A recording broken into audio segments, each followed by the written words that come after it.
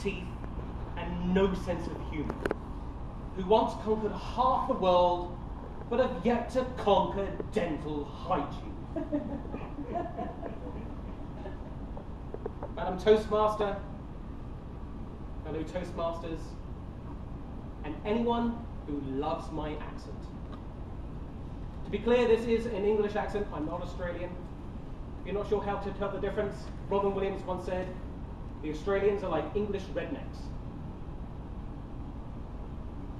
Can you remember the first time you went to a different state? Maybe the first time you went to a different country? Can you remember what that felt like? Did you feel that the culture was kind of similar to back home, but just a little different? It would depend on where you were. In England, there are a lot of similarities with the US now. We've got an obesity problem. In fact, it's so bad that 2 out of 3 people have become 4 out of 5 people. When I immigrated to the US 2 years ago, I noticed there were differences with language, humour, and attitude. I first noticed a difference with language when I met my brand new American mother-in-law, Marcy. If you were with me up at a lake house in Wisconsin, you would have seen her on a warm June day in 2008. You would have seen her look at me with her long dark hair, tilt her head to one side and say, "Jason, I've always wanted to go to England, but you guys don't talk English."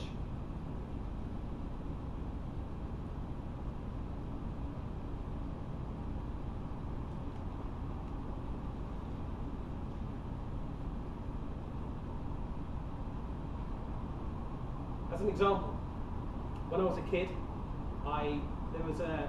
there are subtle differences between British English and American English.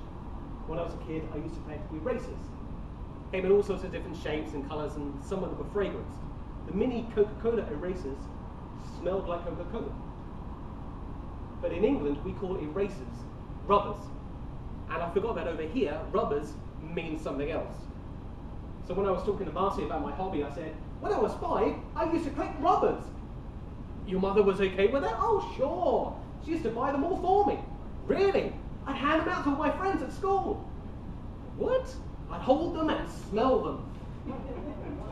Has that ever happened to you? You say something seemingly innocent, but somehow your words get misinterpreted. Can you remember how you built bridges? I decided to build bridges with my Sahara Desert dry sense of humor. We played Family Feud on the Wii. And that was when I noticed the second difference was with sense of humor. I played with my wife, myself, and Marcy. It was the final question. The pressure was on. We asked 100 people to name something that gets buried. So I said, DNA records. The correct answer was treasure. My wife fell about laughing. Marcy just looked at me. Has that ever happened to you? You try to build bridges with your sense of humor, but your punchlines plummet? Did you wish you could just press a rewind button and go, "Ooh"?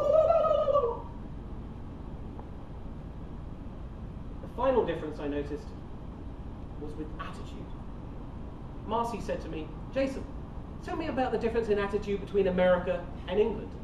So I said, well, in America, I see the overarching attitude being one of optimism, whereas back home is pessimism. She said, you know why the Pilgrims were optimistic about leaving England? Because they no longer had to eat the food. Before I immigrated, my mother said, I'm not sure you should go. So I said, well, why not, Mum? And she took off her pink glasses, looked at me and said, well, in America, they don't talk English. I really struggled with whether I should emigrate or not. And my mother scratched her blonde hair, looked at me and said, Jason, you've got to make a choice. Are you going to say yes to safety or yes to adventure? Those words had a profound effect on me. I thought, well, I've always loved England, and I've always loved America, even when I used to collect rubbers. I made my decision, and here I am. When was the last time you said yes to adventure? It doesn't have to be anything huge like emigrating to another country. It can be something small, like trying out a new restaurant. Or maybe that business idea that you've always had. Next time you travel, remember there can be differences.